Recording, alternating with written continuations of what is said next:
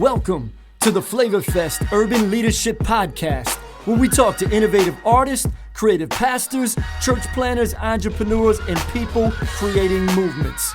Our goal is to inspire and equip you in ministry, music, and the marketplace. I'm your host, Tommy Urban D. Coloni. Flavor Fest fam, what is going on? Welcome back to the podcast. Got an awesome guest that I've known for many, many years, about a decade or so. He's an entrepreneur, he's an artist, he's a creative, and man, he's become a great businessman. So we're gonna talk to him in just a minute.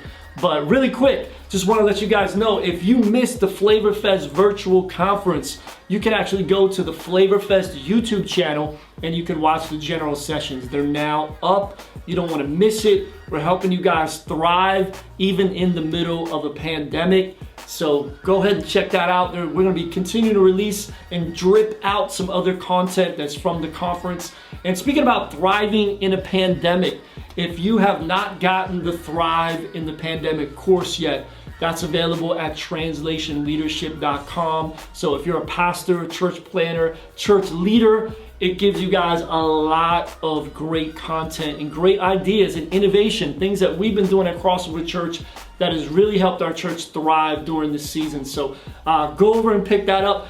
And one other thing, if you are a pastor, I want to invite you guys to join me on the Innovative Pastors Network. It's something that I just recently started. It happens every month. There's a bunch of guys that are part of it right now. I'm sharing innovative stuff that we're learning at our church in real time and giving you guys lots of resources. It's ebooks, it's message series. There's some physical stuff that you get as well in the mail. There's an innovation box that you get mailed to you. So you can check out information about that at translationleadership.com as well.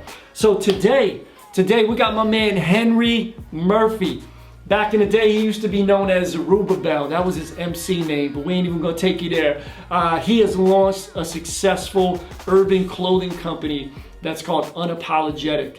And he's launched some other brands as well. And he's just got an amazing journey. He's got several people working for him now. And this year, even in the middle of a pandemic, it's been an amazing year for them as their business has leveled up. So if you're an entrepreneur today, you definitely want to lean in. Check out my interview with Henry Murphy. What's good, y'all? We're here with my guy, Henry Murphy. And this guy is really a veteran in the Christian hip hop space. And so, I mean, he's had like multiple initiatives and been involved in so many aspects of the culture with being an artist, being an entrepreneur, and kind of mixing the two of those things together. And so we kind of go way back, like we've known each other for minutes. I've been able to watch his journey. I've been super proud of you, bro. And so it's good to have you on the show, man. Appreciate it, man. Thank you. I'm honored. So when I first met you, you were an artist, man. You were in the Christian hip hop scene. You were like Zerubbabel, aka Zeru from the ATL. Yes. You got a radio show as well. So talk about those early days, man, and how you first started getting involved in this, and you wanted to move into this space where this was something you wanted to do like full time. So I started off as an artist. Went by Zerubbabel. I dropped the album in 2009. Dropped the album in 2011. And what was funny, when I was leaving my job, getting ready to leave my job, I felt like God was calling me to business. Something my wife was telling me. Jason was blunt about it. You know what I mean? That about moving into business. So I moved into Z180 Radio with that aspect. You know, taking the heart of what we did in CHH and put out that platform to for as many artists as possible. And so that was the plan. And so we went in there with okay, we're gonna do these spaces. We're gonna put these artists out and make it big as possible. You know what I mean? Just spread the word. We were doing we had 7 shows during that week. So we had a show every day. We had real DJs, like DJ Radical, DJ Mercy, DJ Transform. And it was amazing. We were doing mixtapes that we were hitting the city doing mixtapes. So we were doing a lot with that, man. And Z180 Radio became this full company. and it pretty much launched me into Rep the King Mag. Yeah. And Rep the King Mag, man, that magazine was a lot of work, man. It was a lot of work, Who and you you know talking that to? all too well. I know, man, because we've done 28 issues of Soul Mag. And I was glad when you came out, man. I did not look at it as competition. I'm like, praise God, there's somebody else doing it, and they're going to do it more often than us, because y'all were trying to do it like quarterly, right? Or even Yeah, every we were other doing it month. quarterly, man. And it made me. I had a whole new respect for people who dealt with magazines. Yeah, You know what I'm man. saying? Once you get into it, it takes a It's a whole beast. entire team. But it was amazing, man. We did super well. We were doing, basically they paid for subscriptions, Yeah. and we shipped it out. And I mean, the magazine, pretty much almost jumped close to six figures like real quick. So it was insane. You know what I Yeah. mean? But during the process of that, uh, is kind of when we were kind of getting ready to, like, Unapologetic was kind of coming out. Mhm. And I always been in t-shirts in some type of capacity, even as an artist, but not to that extent. And so I read this book called The One Thing. And so it was like, okay, I need to focus on one thing. And that's Yeah. what I started to do Yeah. at that Because time. you were I doing a put lot, Replicate bro. Mag You were down. juggling a lot. You were juggling a lot of stuff at the I was time. juggling a lot, You man. were the artist, you were I was doing a juggling. radio show, you were doing a magazine, then you started to sponsor tours, and you were Yes. going out and you were selling, the magazine and trying to get subscriptions and flyers for the radio show, and then you like started to make a couple shirts, and I was like, man, I respected your hustle, but that's good, man, because talk about that for a minute, because a lot of entrepreneurs out there, man, we see what everybody else is doing, and we can end up like doing 7 things, and none of them we end up doing really well. Truth indeed. Truth indeed. And so, I mean, that's what was kind of going on. Well, nothing was going to its capacity Yeah, was the problem. yeah, not that your stuff wasn't going well, but Yeah, you were still like not finding enough time or enough margin to really do what you wanted to do. to do what I wanted to do. And that's exactly what happened. And then so when 2013 came, I jumped on with Nehemiah from Kingdom Promo, and we started doing the tour. So, we out there with everybody, Andy Mineo, Trip Lee, KB, Social Club, and we're running. Now at this time, we're running. Like, we're always on the road. Yeah. I'm into the road, we might be on the road to the point where October came, we do Flavor Fest, Yep. leave Tampa, jump on something else. It was always going. You know what I mean? And it was like, yeah, you can't juggle all of that at one time, and not Yeah. without a solid team in every position, and not without the money. You know what I mean? Yep. To pay everybody to do the job well, to get it at 100%. And so I put all of my time. I started to put all of my time in Unapologetic. And so I did that for a while and started building these systems. You know what I mean? So these systems, what these systems would do is you build it to a way to where once it's functioning well, then you put somebody in that position and then you move on to something else. And Yeah. you start adding things to the business to make that business grow. You know what I mean? 2, 3, 4 times. Yeah. And speaking of that, by the time COVID came around this year, we were able to scale up by the grace of God, of course, but we had systems in place. We had people in place, and we were able to put more people in place and to get to where we need to be. So what year did you start Unapologetic officially? So initially started Unapologetic in 2013, and we took a year off after that, right? Like, as soon as we started it, that's when it was like, okay, it's too much going on. Took a whole year off from that, came back in 2014, and that's when we kind of jumped on the tours. And I mean, it's been Unapologetic's been full fledged ever since then. Yeah, you guys have put out some dope clothes. I mean, you've been at Flavor Fest, of course, in person multiple times and had a big Yes. booth.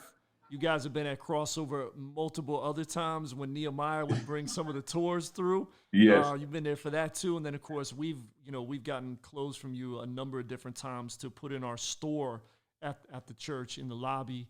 And people love your stuff, man. It's like the Jesus is appreciate dope that. ones, the But God shirts. I mean, there's so many dope shirts that you guys have put out. and our people have loved it. So you mentioned like COVID, and that you guys had a lot of things in place so you guys could scale up.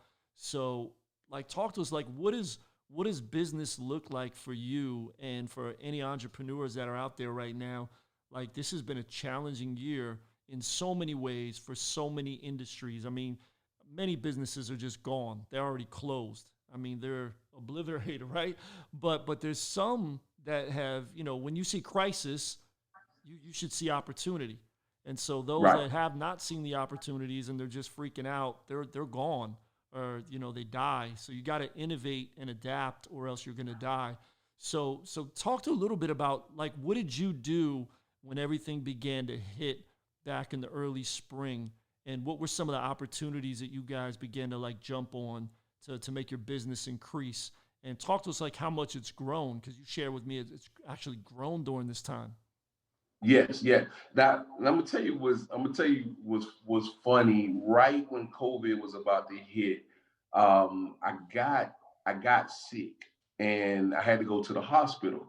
And I had a fever was the only way that I got in. They tested me for COVID, it was negative, but I had something else going on in my body, so I had to be in the hospital for like 6 days. As I'm in the hospital, we I could see us scaling up, right? And I'm like, Hmm. okay, where is this coming from, right? Where is this coming from? And so it was like, for instance, say we were doing $1,000 a day. Those $1,000 days was turning into $3,000, $4,000 days, like back to back. And I'm like, okay, let me check these ads because we always run ads. And I'm looking at the ads and I'm like, okay, the ads are not scaling like that. What's going on? And basically, what it was is, man, people were home, right? They Yeah. were home. We've been advertising for years, so we're nonstop with that, right? I believe in content. I believe in a lot of content. You can't run out of content. You always have to be in front of people's face because it's always something going on. So we're always distracted. It's just the way that we are. And so Yeah. you have to always remind people that, hey, I'm here. You That's know what I good. mean? And so anyway, that's kind of what was going on. And so when I seen that happen, I automatically scaled up from the hospital bed. So I'm scaling up, you know what I'm saying? We were running ads and it's going crazy. But what happened was I had my appendix burst a couple of years ago. Hmm. And what I realized, if I was to die today, there are not enough systems in place for somebody to take over unapologetic and it runs flawlessly. Yeah. And so since then, I started putting systems in place. Excuse me. So when it happened this time, those systems was in place. You know what I mean? Like my wife jumped in and just basically totally ran everything. It was just going, man. And I was just excited about it. So what we did was we were already was in text messaging, right? So Yeah. text message is the future. Like people who do consultations with me, is the first thing I tell them: look, get in the SMS game. Emails are dying fast. Yeah. Text messaging is the future. So in 2019, we did over $60,000 in text messaging. And so ran into a guy So so during so let me ask Christmas. you a question real quick. So when Uh, you say you did $60,000 in text messaging, that means that you got sales directly from text messaging. Is that what you're saying? through text messaging. Okay. Yes, Wow. through text messaging. And so I checked yesterday. We're at just through text messaging alone. We're at 160K just through text messaging this year. Woo. And we Bro. just launched pay by text the other day. So now it's almost like the Amazon experience you can get on our site to where you do pay by text, your card is on file, and you don't even have to go through the website at this point. You can do everything on your phone. Yeah. And so, I was fortunate to partner up with a guy. We do Shopify meetups in Atlanta, and I met a guy who just left Mailchimp, and he wanted to start his own text messaging app, man. And we partnered with them from the get go. So basically, what he has been able to do is take every idea that I had because I'm always, what I'm saying, doing stuff Yeah. and implementing it. And man, it's been amazing. It's been amazing. So those are ways we were able to kind of like innovate through this all, through it all. And the challenge now has been, since things are kind of sort of getting back to normal, where is our normalcy now? And so our normalcy now is still 200% over where we were. We probably were 400% during COVID. So we still balanced out well, which I'm happy about. Yeah. Wow, that's great, man. I'm learning. I'm taking some notes over here too, man, because I use Mailchimp with my mail list, and for a number of different things. And yeah, when you look at that open rate, man, it's like depressing. It's like Yes. 9%. Maybe if you have a good one, it's like 16%. And I'm like, man, like people are just not opening their emails. I open my emails a couple times a day, but everybody doesn't, or sometimes it might just go to spam or whatever. Yes. But yeah, so that's great, man. People that are out there that are entrepreneurs, or you got some kind of a list that you connect with people on, ministry list or whatever, or if that's a business list, text messaging, man. You heard it right here, Henry Murphy, yo, text messaging. The future did 160K on text messaging. Man. Man, I gotta connect with you, man. I gotta connect with you on that on the side. Yes, sir. Yes, sir. I'm learning over here too. I'm interviewing you. I'm taking notes, man. I'm taking notes. Yeah, look. And what we've done, what we are doing, the next step is, because I came up in a time where guerrilla marketing was like everything. Yeah. You know what I'm saying? When I was younger, it's still in me. So what we did, we went This is the new and guerrilla. This is the new CDs out your trunk, bro. The text messaging. Text messaging. So guess what? So what we did is we went and brought 2 mopeds. We brought a trailer.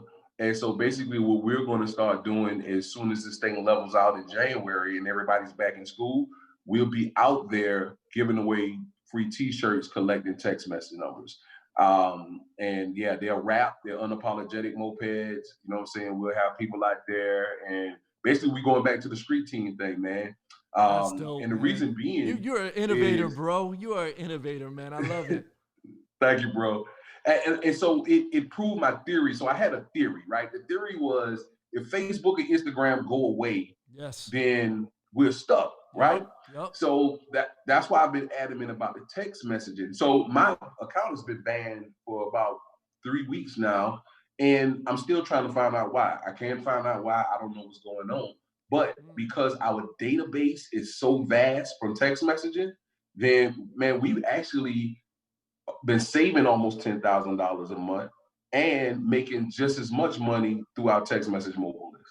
Yeah. So it's been crazy. You know what I mean? And so it just proved the theory. The theory is, if Facebook and Instagram go away, how do we survive? Yeah. You got to build your own list, and you got to find your own way to communicate with them and control it. And I've heard a lot of other entrepreneurs talking about that as well, because those algorithms, man, they're changing it all the time. All the time. And there's a lot of people that I know as well that have been banned, and then they can't figure it out. It might take them a few weeks to get their business back up and running again. And if they counted solely on ads on there, man, if you're out revenue for 2-3 weeks, man, that could sink your business. Sink your whole business, man. Yeah, it can sink your whole business. Yep.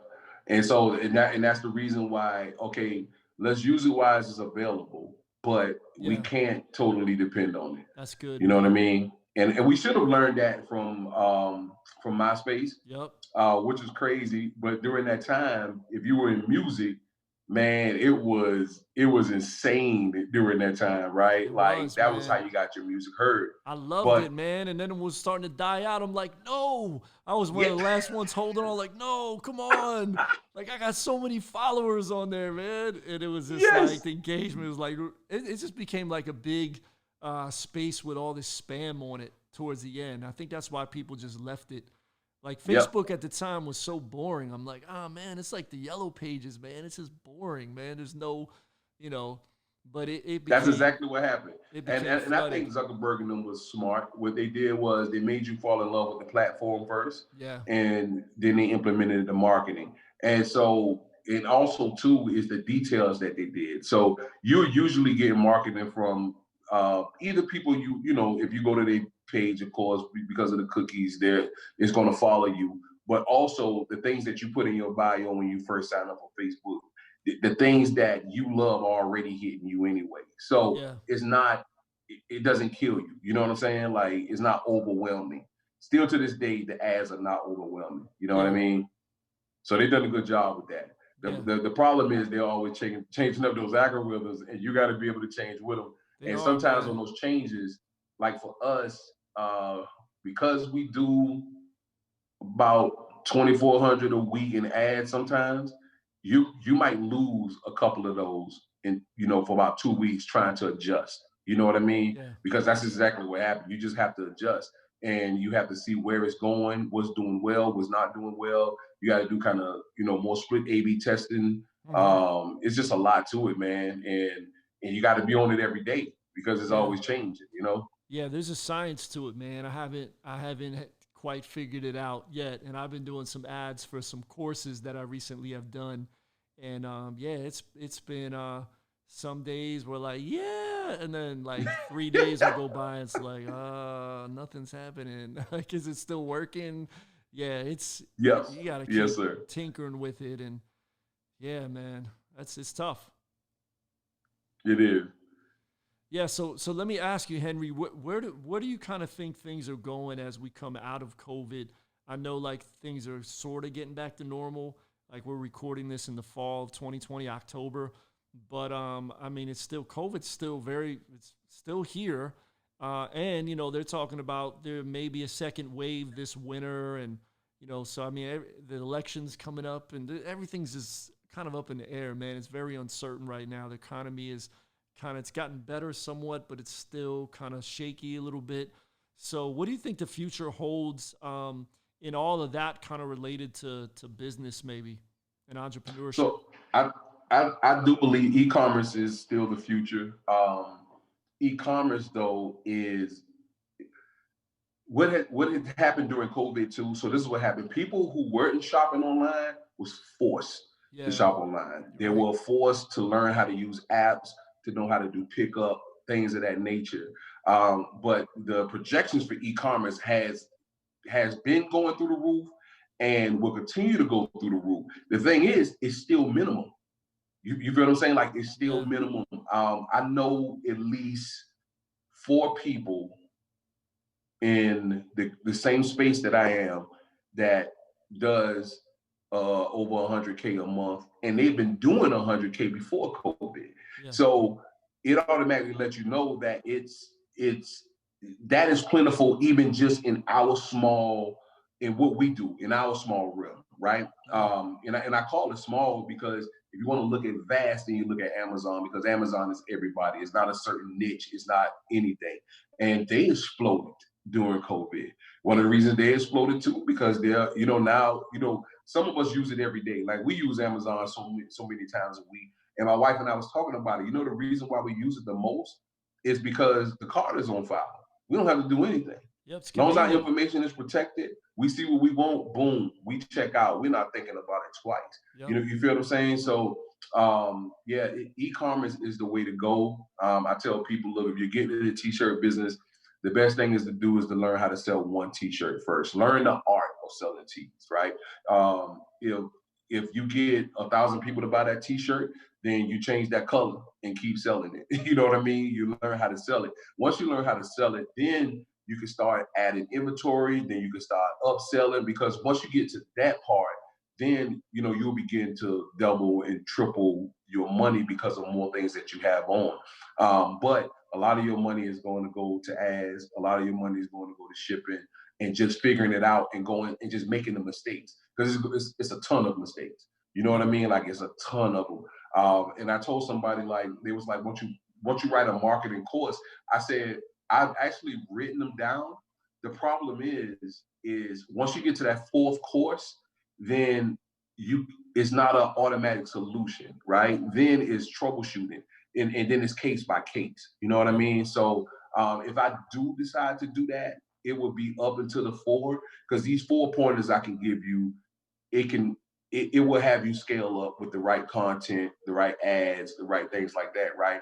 but I wouldn't feel comfortable after that saying this is the fifth step, this is what you do, because it doesn't work like that. Yeah. You know what I'm saying? That's when it's like, okay, this is where I'm at. Then, maybe something like I don't know, 20 people Zoom call, and we might have to go to something like that once we release it, and start talking about people issues, like, okay, what are you dealing with? And then we're able to talk through it like on a Zoom call or something, because it would have to be to what's going on in their business at that time. Yeah. That's good, man. So what are some tools you're working on? You mentioned in that course. Do you have anything else that you've done, or you used to do a Also, conference? so we have the Sweatshop University, man, the Okay. Sweatshop ATL. So we created the Sweatshop ATL to print exclusively for unapologetic. So we did start that business 2014 now. That business that business has been crazy. Continually been doing over six figures since 2014 for the most part. And now we started the Sweatshop University, which is a hands-on class and an online class. So the hands-on class, we take no more than 4 students. You come in, 3-hour class. We do it every single Saturday, man. It continues to sell out. It's amazing because Wow. the people in Atlanta are coming sometimes, but man, these people coming from Boston, New York, St. Louis, it has been crazy. But what's happening Wow. is people are realizing, like, hey, I need something else. Uh, because of this COVID thing. I've been working a regular job. Now, how do I launch my own business? You know what I mean? And so we basically teach you we give you the game. So, and what I mean by that is we really give you value in that class. The online university actually more so, because you get a year access, and we are going to continue to add value to that. So which means if I learn something new, I'm going to record it and I'm going to upload it to that class, and you Yeah. get that too. We teach you how to build a Shopify website in that class. Like we giving you value. Like we want to give so much value to people, be like, yo, for this money here, this is crazy worth it. You know what I mean? And so that's what we're trying to do with the Sweatshop University. It's been good, man. We got people who go in and actually do it. I had to do one recently, and I didn't touch it probably since COVID started. But it was amazing because even though I wrote it, you know what I mean, and taught other people to do it, man, getting back in there was refreshing. And so I'm definitely going to have to make sure I even schedule myself in to do one like every 3 months, because I was able to answer questions that probably, my people couldn't answer. You know Yeah. what I mean? Yeah. Because it was directed to entrepreneurship, because some people are further along than other people. You know what I mean? So it was good, man. It's been good. Man, that's good. You're the one that put me on to Shopify. You taught me Yes. a couple things. A couple years ago, I got a clothing line, small clothing line. I haven't even done any ads or anything. It's just really kind of mostly, honestly, man, for me, mine has been mostly when I go out and speak. That's when I, kill it with my merch table. But Right. I haven't had time to really learn the online game. I need to go to that university, man. I need to go to the Sweatshop University, man. Yes, sir. Yeah, man. Well, hey, bro. Talk to us. Last thing I want to ask you about is your podcast. You recently launched that this year. I've been listening to it on a regular basis. It's really been growing from what you've been saying, man. Tell a little bit about the inspiration about that and where people can find it. Appreciate it, man. It's called God Bless the Entrepreneur. What's crazy is I have another line called Inspire Apparel, and I tried to launch this line about a year ago, and I was like, okay, this is definitely not the time. It just didn't, nothing connected. It didn't work out. It was a missing piece. And a friend of mine, KB, released this song called Die Rich. And it was speaking as a believer, you know what I'm saying? When we die rich because we inherit the kingdom of God. Yep. And this one line he said, God bless the entrepreneur. Pastor taught me how to steward. And so he went on about that. But when he said those words, God bless the entrepreneur, everything clicked. It was Ah, like, that's what I was missing. And so, because I'm an entrepreneur at heart, Christian first, but I'm an entrepreneur, this line is basically for entrepreneurs. But it was like, no, God still need to be totally in the midst of what you were doing. And so that was just, I felt like it was just God showing me like, hey, redo everything like how, you're supposed to do. And so that's what happened, man. Got to December, had a good problem and a bad problem, right? Probably made more money that I ever had in my life. The problem was I didn't have as much tangible cash as I wanted to. And it bothered my spirit, right? It really bothered my spirit. And I just felt like the Lord was like, find a way to give away value. And so we created the podcast. And so in this podcast, what I wanted to do was give away value. I wanted to tell people about the ups and downs of entrepreneurship, right? So because this is what I feel. If millionaire, multimillionaire, right? You get there and then all you see is that, right? You don't see nothing that happened on the way there. You don't know nothing about corporations. You don't know nothing about taxes. Nobody's never stopped to say, hey, we're in the middle of this and this is what's going on, right? And so that's what we wanted to do. So when we started the podcast, that's what we're talking about, man. We're talking about the whole journey of entrepreneurship. We're talking about finances. This one episode, what I talk about is, hey, I can show you how to take a power list, 50 people that you know, and start your own business. You know what I'm saying? Take this information and start your own business. And I would love to hear about it one day. I would love to hear about that somebody who took that power list, took 50 people, had 50 people that they knew who gave them $100. They took care of them on some of the tips that I gave them to take care of them for invested, and you still have a great amount of money to get your business started without you getting a loan or anything else. And so anyway, that was the whole thing, man. The whole thing about this podcast is to give away value, give away information, help people, encourage people. And that's the heart of it. You know what I mean? And it's been doing it, like it's been so encouraging to get, thank yous from people, you know what I mean? Because you don't know. And this is the thing, right? What if we get to the end of our journey and all we do is get rich or something like that, right? And you didn't give no value to anybody. What's the purpose? To me, is no purpose in that. You know what I'm saying? Not for the ultimate goal being money. That's it. No, that's worthless. I can tell you that before you get started. And so it was like, man, but what if you helped 100 families start entrepreneurship in their families and change the whole trajectory of their lives? Ooh, yep. That's beautiful. So that's what it was. And I felt like that's what God was saying. And so basically what we did was we started the podcast and Inspire Powers the God Bless the Entrepreneur podcast. You know what I'm saying? That is its own, if you will, sponsorship. You know what I mean? So we sponsor it. We put it out. And so, we have a whole line now with that. So I'm excited about that. That's great, man. So you got God Bless the Entrepreneur podcast. Check Henry Murphy out on that. Check out Unapologetic Clothing. You can find that online as well. And you can even, if you give them your phone number, man, you on the text message thing, man. You can get the special deals, baby. And then you also got Sweatshop University. So those some of the stuff we talked about during this podcast that I know some people might be interested in, man. Anything else you want to let people know? Where can they connect with you besides those things? UUGATL.com, the sweatshopatl.com, godblessthentrepreneur.com. And you could, reach us there on Instagram. We check our DMs, we check our emails. You got questions, send us that. We look for that information. Man, that's good, bro. Man, you're always an inspiration to talk to, man. Been watching you from down here in Tampa, watching you killing up there in the A. And man, it's so good to hear, man, you're thriving even in a crazy year like 2020. So I pray that everybody that's watching this and listening to this today, you guys got some value, connect with a new entrepreneur. You can check his podcast out as well.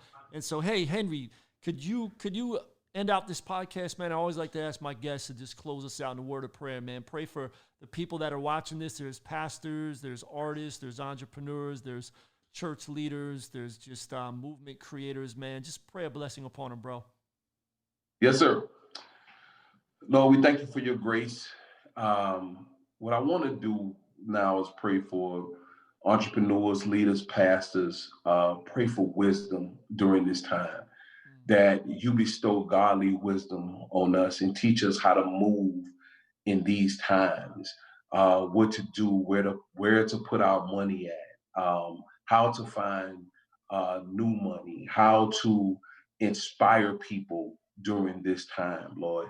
And we just ask for your grace in that. We ask that you move on the hearts of your people on how to move and give them direction, Lord, and lead them to where and what you want them to do. Amen.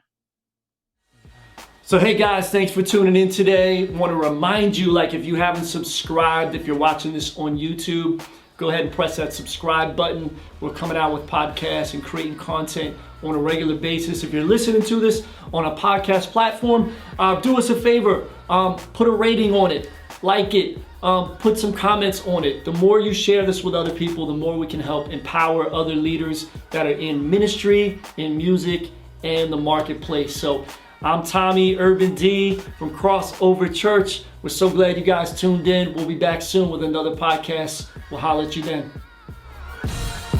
Thanks for tuning into the Flavor Fest Urban Leadership Podcast. Stay connected with us on social media at UrbanD813 and at Flavor Fest.